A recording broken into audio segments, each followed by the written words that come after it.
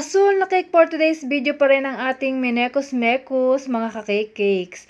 So, today ay 2-tier cake naman ang ating gagawin. So, hindi ko na ulit pinakita kung paano ako gagawa ng simula umpisa ng cake dahil sa lahat naman ng mga video post ko ay puro ganun ang ginagawa ko kung paano ko siya pinapalamanan. Baka naman kayo ay manawa na.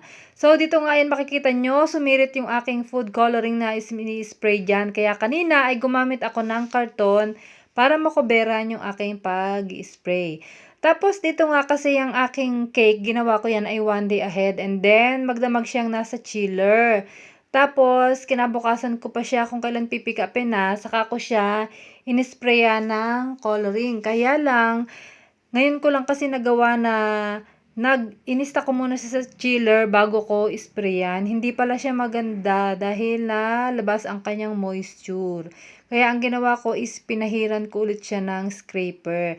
Mas maganda talaga kung pag after ng pag-icing ay mag-spray na kagad. Hindi pala maganda na ipa-chill muna natin. Pero naging maganda rin naman ang kanyang outcome dahil nga ang team ng cake na ito ay astronaut. And that's all for today's video. Thank you for watching. Babush, thank you.